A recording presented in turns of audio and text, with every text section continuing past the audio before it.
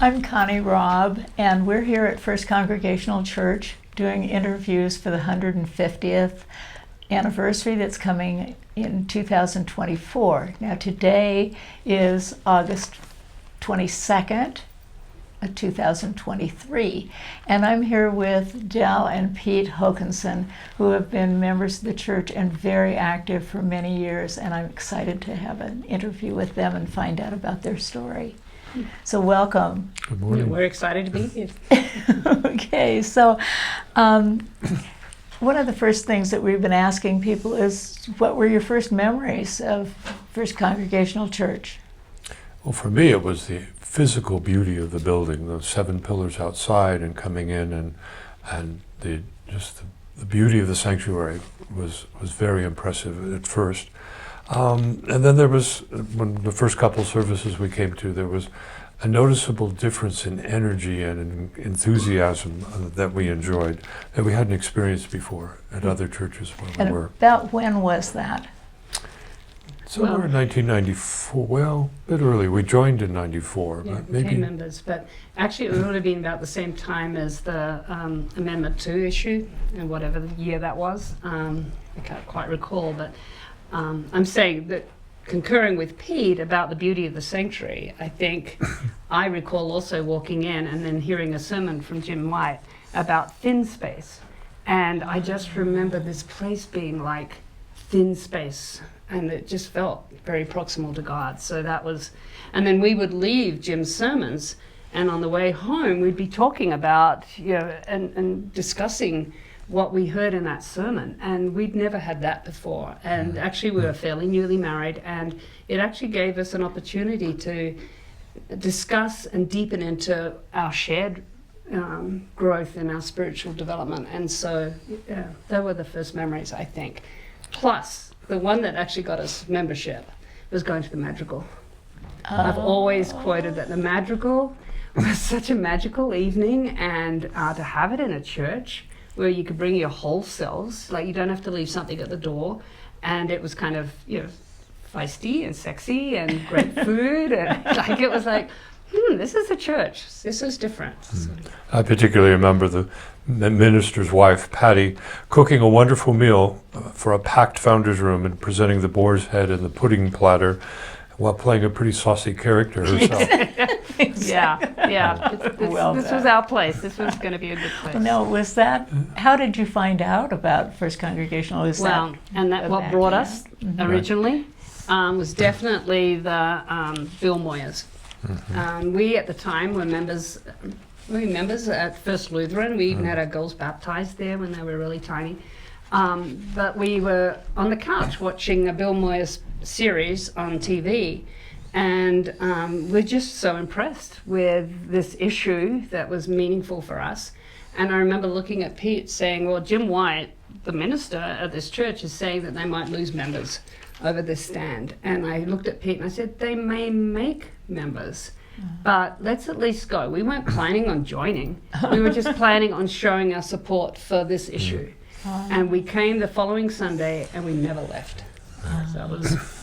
There were a couple of comments in Jim's interview with Bill Moyers, one about, I take the Bible too seriously to take it literally. And then he backed that up with, we wouldn't have football programs if we literally followed the prohibition against touching pigskin. We thought, okay, there's he has a sense of humor.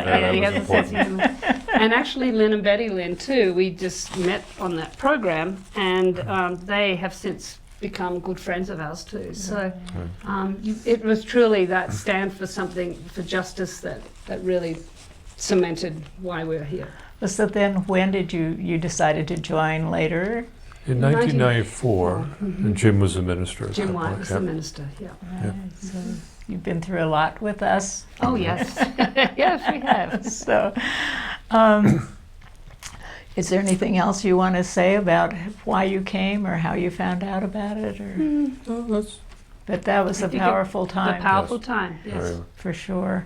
Well then, Can you share some of the memories of your time in any of committees or groups? Or I know both of you have been very active, and so I don't know how much time we have to tell about it. Well, I'll go first. Mine's much shorter than Dell's, but she was a staff member here. But over the years, I've enjoyed working with the Sanctuary Arts Committee, hanging the greens every late November or early December, the Easter banner, and I've gotten to go way up in the organ to hook those banners up there. We don't do that anymore for the consideration of the organ.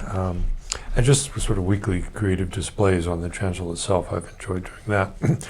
I had a stint on the council as secretary and learned a lot about behind the scenes, all that it takes, all the decisions, all the considerations. That was a great experience. I've joined the mystery committee and have been a part of this longest tradition within the church, which has been a real joy. I taught OWL for a number of years, the kindergarten first graders, which was a wonderful change from being a high school teacher. These guys were just, full of energy, and you never quite knew where their direction was going. I worked with the Communicator as a proofreader, lots of little things like volunteering, soup kitchens and Habitat for Humanity and things like that. So the church has opened up a lot of opportunities, which I've really enjoyed. Yeah. Mm-hmm. And in my roles, I will expand upon them, but I also just want to say that Peter's been there to support me through a fair amount of the challenges and the good, wonderful shared moments too. And it certainly has felt like a spiritual home for us as a family. Right. Being a foreigner, there's a lot of things that are a struggle in living in two worlds, but we returned after 5 years in Australia to this place because it truly was a grounding place for us as a family, and it's been a very important spiritual home as well. And perhaps I can expand upon all the other pieces at a later date. Right. We are going to have another interview with you, so that will... I know that you've raised your family here too. Mm-hmm. Is there anything you want to say about... Well, go ahead. I can remember one of Jim's early sermons talking about the 3 B's, the 3 reasons that people come to church. One is to belong to a community that shares values with them. Another is to believe in things, and a third is to behave. And he kind of, by that he meant bringing your children up to learn how to behave. More all than the just, adults as well. Right. Yes. Right. How do we behave out in the community? Yes. So it's been an important part of our daughters growing up too, confirmation and Sunday school classes, and so that's been important to us. And actually probably one of the biggest ones for our daughters is the mystery. Right. Being angels. Oh gosh, yes. That's been a huge part for them in probably bonding to this place. And for many years we're a part of that and look forward to that. I mean, it was a wonderful to me, rite of passage for young women, and I really appreciated that. And then we too have had a part of that as Joseph and Mary. So I never thought that our family would be a part of the nativity scene on Christmas Eve. That's a beautiful thing. It is, and a tradition that's been going on way over 100 years. Yeah. So. Yeah, very meaningful, very powerful. Right. So. Well, I know that you have a lot of friends here, and maybe too many to mention, Right. but interested particularly in people that maybe you knew when you first came. You mentioned a few people, but people that people watching this might say, "Oh yes, I remember that person." So there's something a conflict a little bit for me for naming people and identifying them, because even when I worked with kids, I was always very cautious about kids creating cliques, Right. and sort of like as an adult, I wanted to model that too, and I'm very cautious even here today to name various people, because that to me works against something that I'm very. Or maybe people that you remember. That I do. There's certainly events, and so I remember the murder mysteries that Jim and Patty would host in their own private home. As a minister, you got invited into their homes and had this beautiful meal and fun. And so some of the people who were sitting at that table go way back, and so I mean, I'd have to say Lynn Young, because I'm going to say her fair bit. But Lynn Young, the Youngs were at that table, and so they've always been kind of a stalwart. And there's a group Friendships. that, I don't know how often we met, but I remember one of the interesting dinner parties was Come As Your Spouse. Oh, really? And it was a very funny. unusual evening, yeah. Yeah. But I would agree with, it's the events, it's the groups of people that came together and you made connections, whether it's the film nights or we had gardening groups or just all sorts of things. And, And you for make- me, the women's retreats Oh, sure. were really important. And out of those women's retreats, there was a group of women that I have met with, and I would say they're my sisterhood. I don't want to name them necessarily, but there's 5 women, and we have met every month for probably over a decade, and are very, very special friends for me. And so, but there's many more that have come out of those women's retreats. The silent retreats that I was with Paul Schwartzer and Lynn Boudreau, and they were very spiritually forming, and so deepening into very rare space with people.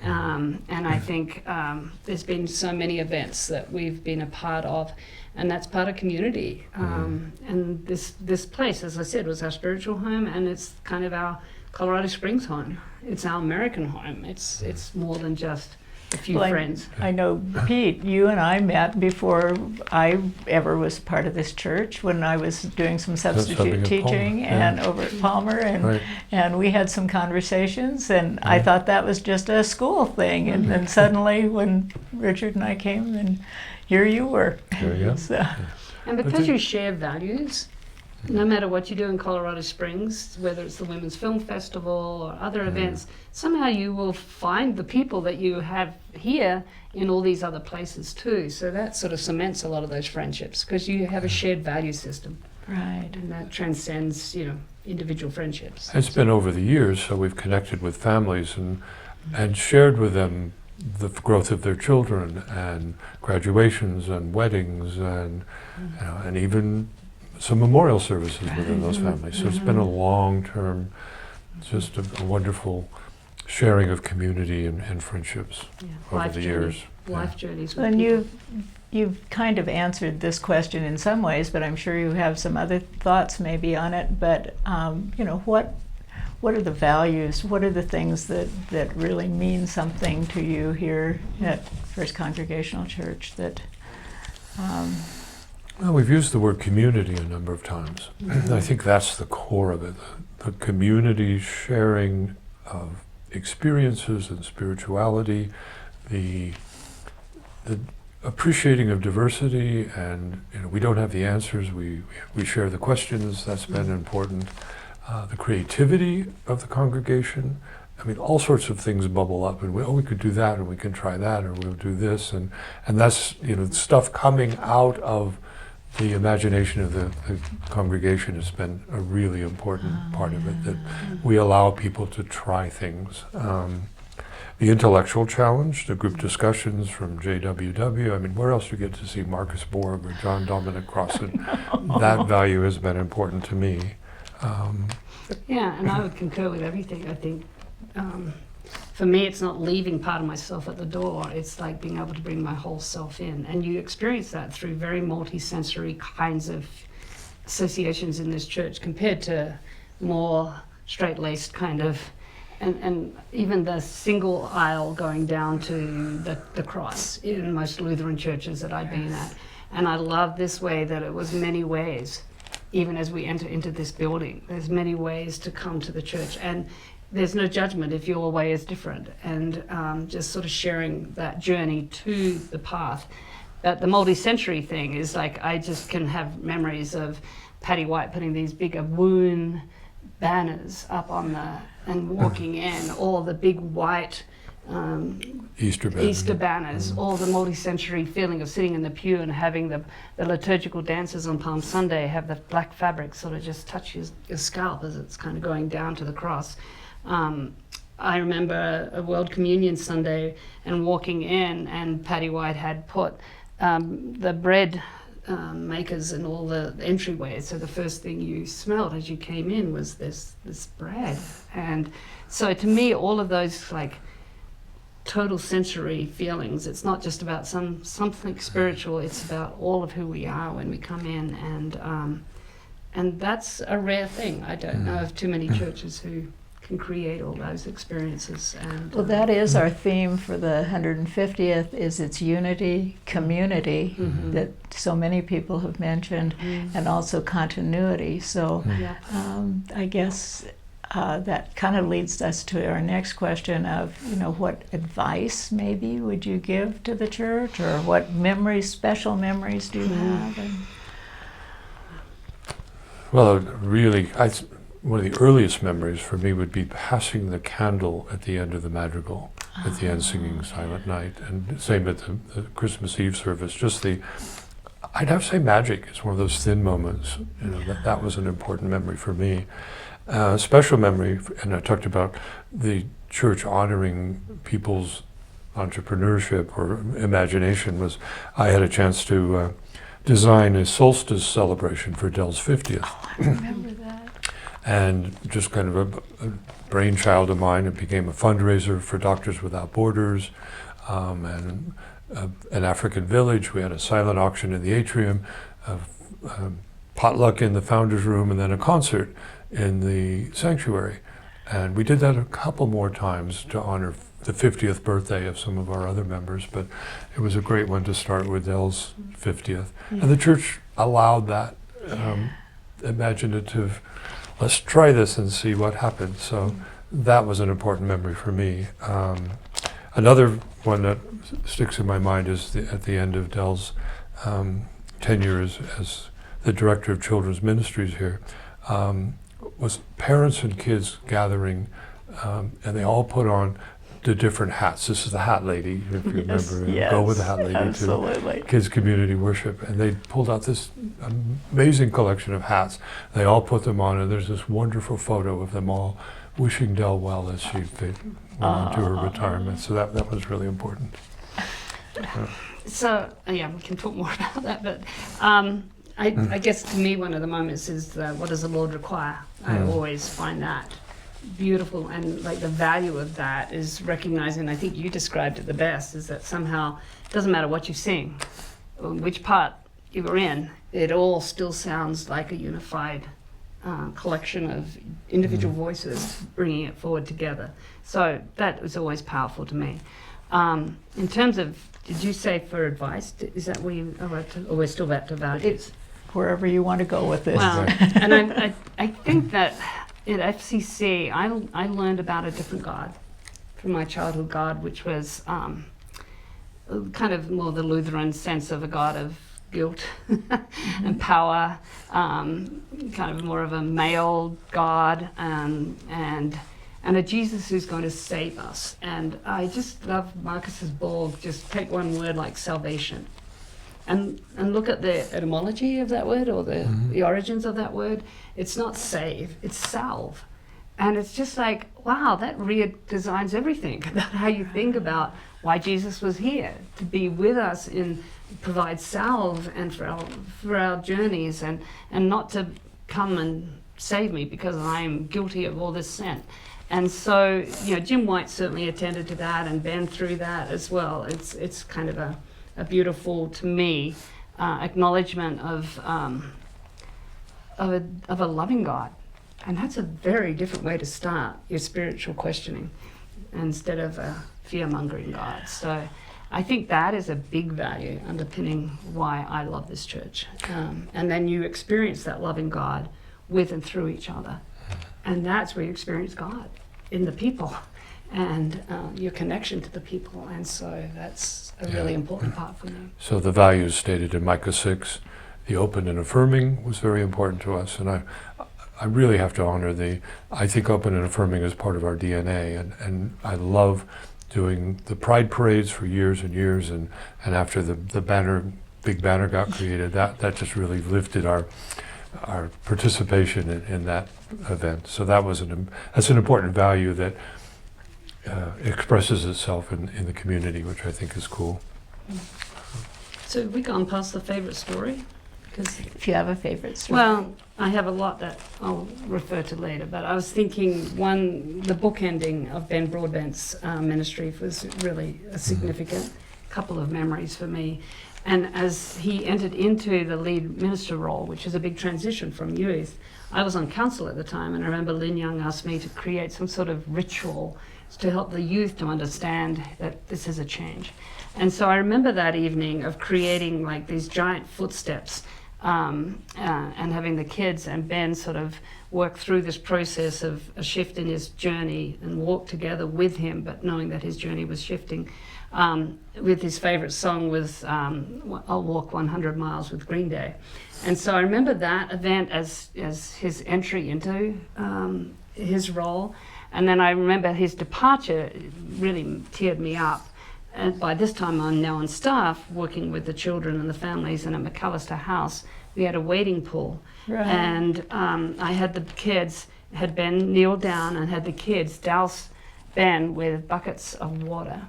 And just remembering seeing Ben sort of pretty emotional, thinking like he's baptized half of these children. And now they were like baptizing him in his new journey as he was leaving our church community. And so that, bookending was really powerful for me because we love Ben too. And so that was a favorite memory for me. So you went on to So, advice. do you have any advice? I mean, the thing is, we're hoping for another 150 years. Oh, yes. Oh, amen. And, I trust that. and I think trust that those of you that have been in the church for a very long time have seen a lot of things. And so I think the wisdom that comes from that is something that I hope that we can carry on. Well, what I wrote down was that take care of the beautiful physical space that's FCC. I think that's important, and we've done a good job of that. We've certainly stewarded that over a long period of time. I think we need to enjoy the rich traditions and the heritage that's part of our church and our congregations, but at the same time be open to change and adapting. Even though there's an awful lot of wisdom and experience inside all the gray heads out there in the congregation, I would hope that people would keep a focus on including children and youth in the future. They're a really important part of it all. And lastly, just continue to be a progressive voice in this community. I love the phrase, God is still speaking, Yes. and we need to keep listening. That would be my advice. Thank you. Yeah, and I'm thinking over 150 years, there's been a lot of shifts and changes and challenges. That is just part of being a group of people together, a community. It's not easy, and being in relationship and being an intimate relationship as we are in this place. So over 150 years, I'm sure that there's been a lot of roller coasters. Personally, I feel like in the last 5-6 years, I've been very close to some pretty superior challenges in this community that we had never experienced in the 30 years that we had belonged here. And, as I said, feeling closely and very intimate to the staff reorganization and the pandemic, they're two really big challenges, almost back to back. And I guess I have to say that through it all, I have witnessed sort of a resurrection that is happening right now, and really trust Leanne's leadership in all of this. And the word trust keeps coming back, and I feel like I can trust that this community has the ability to cope with really big stuff. And that rebuilding of that trust in each other, there's something bigger than ourselves in all of this. And that is something unique about this community that I feel is that yes, we are human, and yes, we have challenges, and yes, we have resilience, and but the ultimate thing we have is love. We have a love for each other. We have a love for this place, and that love comes from a loving God. And so it's beyond us. And so in the next 150 years, that will transcend any of the issues, the problems.